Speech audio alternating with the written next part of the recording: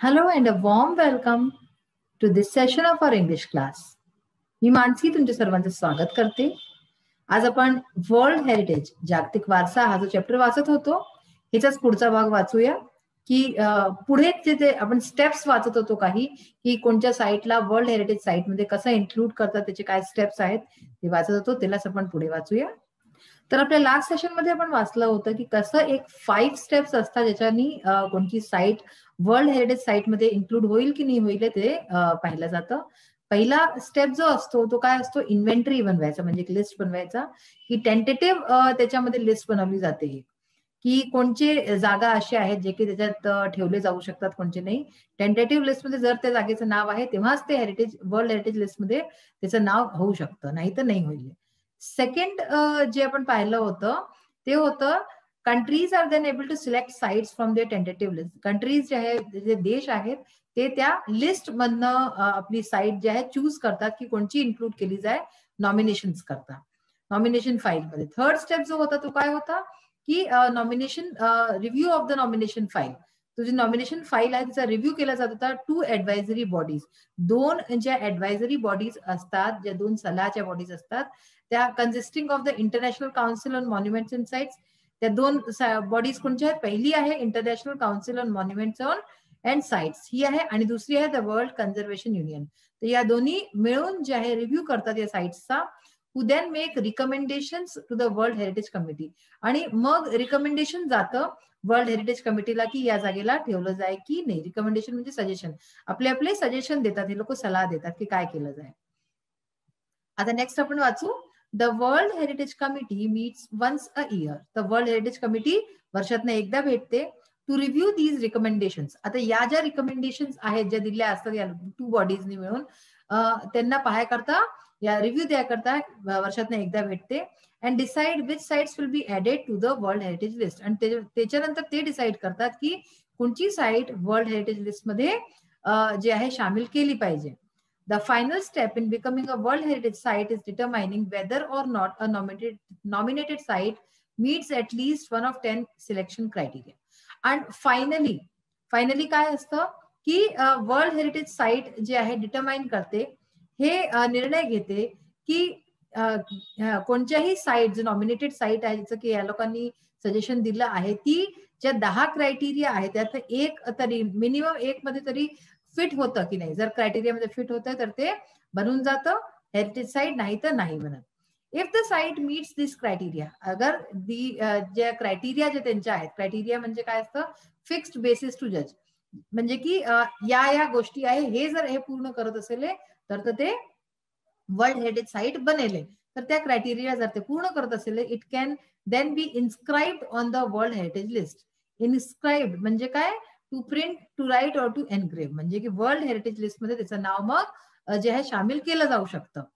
Once a site goes through this process and is chosen, एकदा जर कोणती site अशी विशेष आहे त्या या प्रोसेस मधून निघते आणि जर त्याचं इन्स्क्रिप्शन होऊन जातं, अशी चूज होऊन जाते, it remains the property of the country on whose territory it sits. तर ती जी प्रॉपर्टी असते ती त्या देशाची होऊन जाते जिथे ही प्रॉपर्टी आहे, ती टेरिटरी जिथे आहे. टेरिटरी म्हणजे काय, रिजन, त्या रिजनची त्या कंट्रीची होऊन जाते.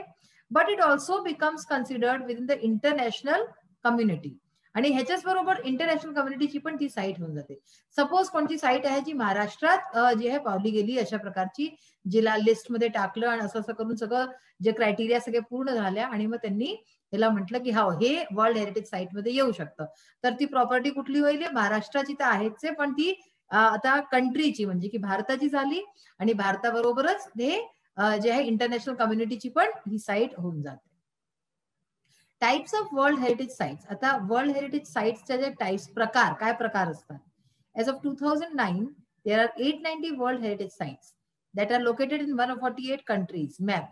तर 2009 पर्यंत 890 एवढे वर्ल्ड हेरिटेज साइट्स आहे, विश्व चे हेरिटेज साइट्स जे आहे आणि ते 148 कंट्रीज मध्ये लोकेटेड आहेत.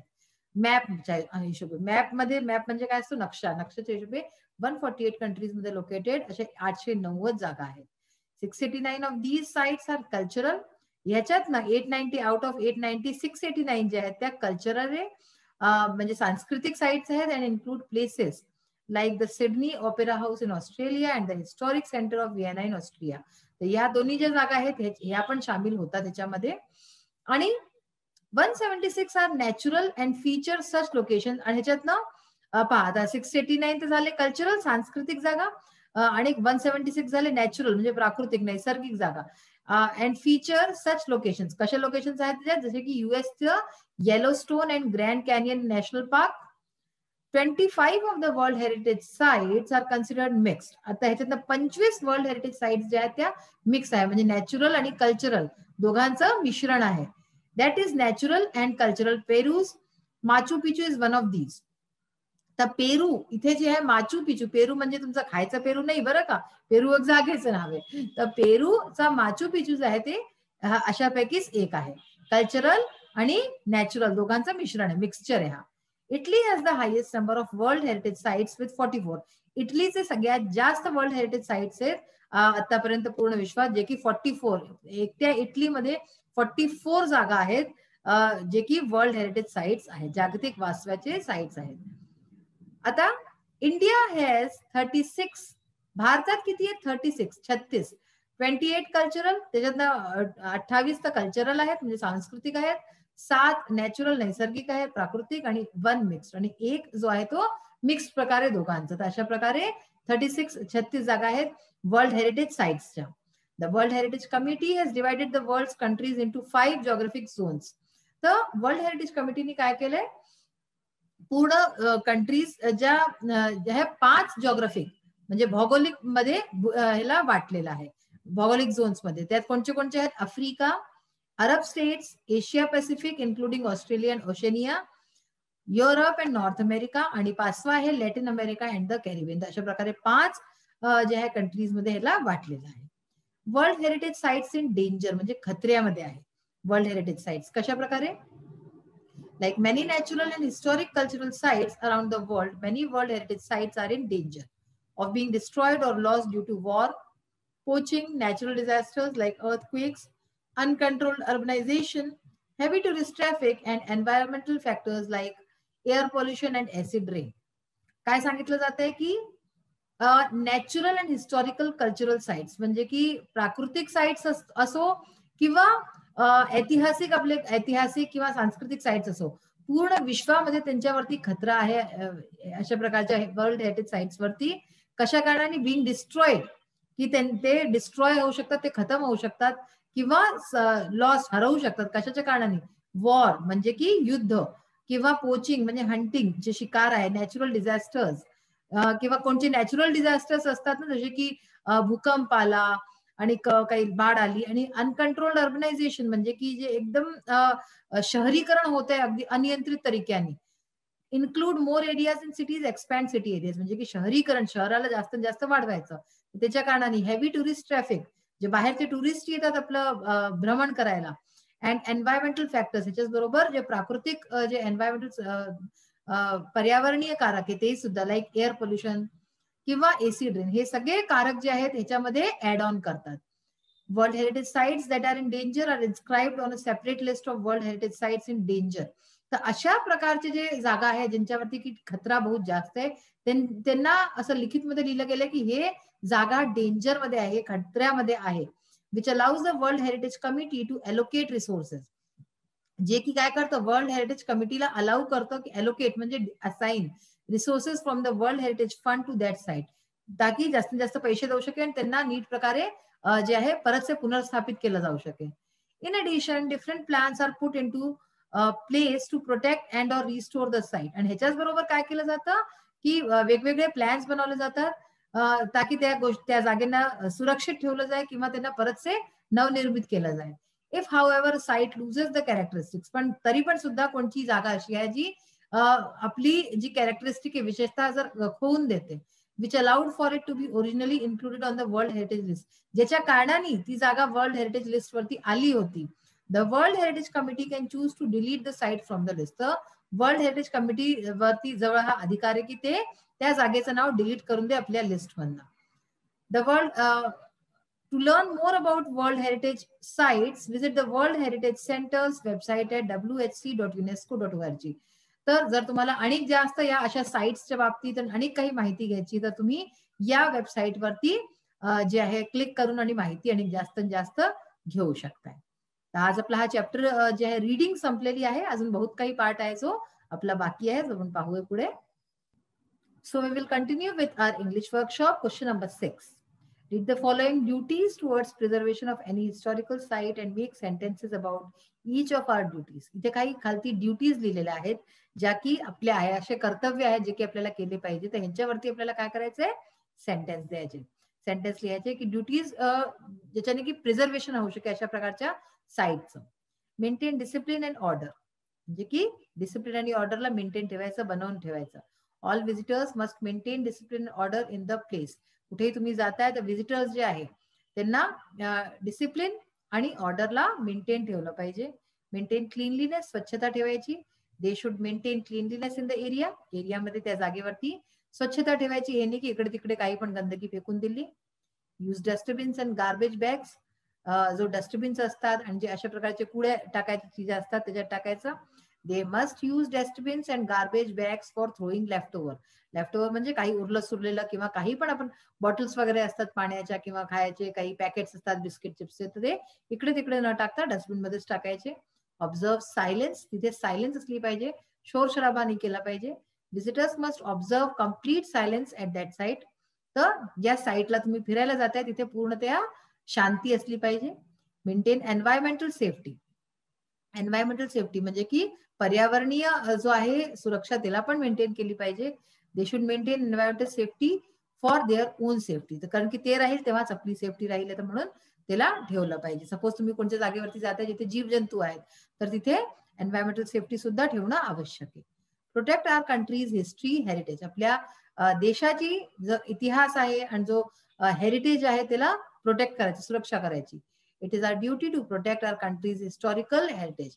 तर ही आपलं ड्युटी आहे, कर्तव्य आहे की आपल्या देशाचं हिस्टॉरिकल हेरिटेज ते सुरक्षा करायची, सुरक्षित ठेवायचं. नेक्स्ट आहे क्वेश्चन नंबर 10 आहे तुमचं. त्याच्यात एक जे आहे हेडिंग देऊन आणि हा पॅराग्राफ लिहायचा होता.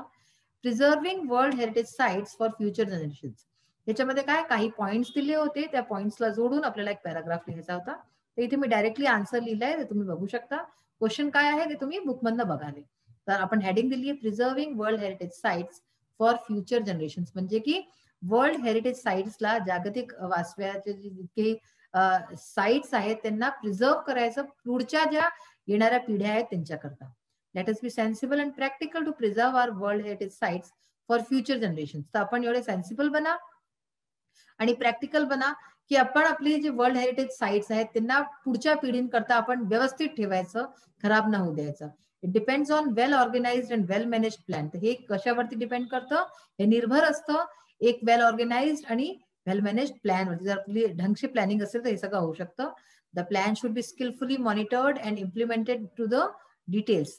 असं आपण प्लॅन बनवायचं आणि त्यानंतर त्याला मॉनिटर करायचं, पाहायचं त्याला व्यवस्थित आणि मग डिटेल्स वरती त्याच्या जायचं. It is the responsibility of the country where it is situated. तर जे देशमध्ये अशी कोणती जागा आहे तर ही त्या देशाची देशाचा हा रिस्पॉन्सिबिलिटी आहे, उत्तरदायित्व आहे की ती अशा जागेला पाहे. So it is our national duty to protect or restore the heritage sites. म्हणून ही आपली नॅशनल ड्युटी आहे की अशा जागेला प्रोटेक्ट करा, सुरक्षा द्या आणि त्यांना नीट प्रकारे ठेवा. To maintain the original natural characteristics of the site. आणि अशी कोणती जागा आहे तर त्याचं जे ओरिजिनल जे रूप आहे त्याला ठेवायचं आणि जे त्याचे प्राकृतिक नॅचरल जे कॅरेक्टरिस्टिक्स आहे, विशेषता आहे, त्यांना त्या जागेच्या त्याला पण बरकरार ठेवायच्या. We must take utmost care and prevent them from being lost, damage or destroyed. म्हणून आपल्याला खूप जास्त केअर करून अशा जागेचं जे आहे केअर करावी लागेल की ते लॉस्ट न होते, हरवे ना, ते तुटे फुटे ना, डॅमेज ना हो किंवा ते अगदी पूर्ण त्याचा विनाश न होऊन जाए. We must use funds and resources allocated by our state and the World Heritage Fund for mending and repairing work. तर काही वस्तू बनवायची आहेत, ते काही नवीन काही करायचं आहे तर त्याच्याकरता वर्ल्ड हेरिटेज फंड कडनं पैसे मिळतात. तर ते सगळं आपण आपल्या स्टेटच्या, आपल्या कंट्रीच्या सहायतेने हे सगळं करू शकतोय. Many a times human and animal trespassing damage, deface and make them ugly and insecure. तर कधी कधी काय असतं, कितीकंदा जे माणसाचं आणि अॅनिमल्सचं ट्रेसपासिंग म्हणजे इकडून तिकडे जाणं जे असतं, म्हणजे त्या जागेवरती जाऊन ते डॅमेज करतं त्या जागेला किंवा डिफेस त्याचा चेहरा बदलतं. चेहरा म्हणजे त्या जागेची जी सूरत आहे ती खराब करतं आणि त्याला खूप वाईट दिसतं ते. Their activities and disturbances should be controlled and restricted to retain their natural beauty and grandeur. तर अशा प्रकारचं काही जर चाललंय तर त्याला रिस्ट्रिक्ट केलं पाहिजे, त्याची मनाई असली पाहिजे सक्त, ताकी त्याचं जी जागा आहे त्याची सुंदरता न जाय. Building structures, historical monuments and natural beauty should be taken care of. तर कोणत्या अशा बिल्डिंग आहे, असे मॉन्युमेंट्स आहे, स्कल्पचर्स आहे, मूर्त्या आहेत, तर त्यांचं आपल्याला टेक केअर केली पाहिजे. In many cases the local administrators are lethargic. तर काही जागी काय असतं, जे लोकल ऍडमिनिस्ट्रेटर म्हणजे की जे तिथले राहणारे लोक असतात आणि जे ऍडमिनिस्ट्रेटर असतात ते लिथार्जिक म्हणजे खूप आळशी असतात. And they are responsible for the damages. तर ते तिथलं काही डॅमेज असतं त्याच्याकरता रिस्पॉन्सिबल असतात. The administrative apathy and negligence are the threats to our heritage sites. तर हे एक प्रकारचे हे जो नेग्लिजन्स आहे, जे ते नकारात्मकता आहे अशा प्रकारची, ती जी आहे थ्रेट होऊन जाते, भीती होऊन जाते हेरिटेज साइट्स करता. Strict action should be taken against them. तर अशा प्रकारच्या लोकांकरता स्ट्रिक्ट ऍक्शन्स घेतले पाहिजे for their neglect to protect the sites. कारण की ते अशा साइट्सची जे आहे प्रोटेक्शन नाही करत आहे, सुरक्षा नाही करत आहे. Every one of us who visits the sites should have a sense of national pride. तर आपल्यापैकी जेही कोणी अशा प्रकारच्या साइट्सला जातं, व्हिजिट करतं, त्याला एक नॅशनल प्राईड असलं पाहिजे, त्याला खूप जे आहे प्राऊड फील केलं पाहिजे अशा जागे. In preserving our world heritage sites for the sake of our future generation, की आपण ह्याला प्रिझर्व करू, सुरक्षित ठेवू, ताकी आपल्या येणाऱ्या पिढ्या ज्या आहेत पुढच्या त्या पण यांना बघू शकेन, त्या सुद्धा प्राऊड फील करू शकेल. तर अशा प्रकारे आपला आजचा सेशन तर इथेच संपतो आहे. नेक्स्ट सेशन मध्ये आणि पाहू आपण की पुढे आणि काय जे आपले पार्ट्स बाकी आहेत त्यांनाही आपण फिनिश करूया.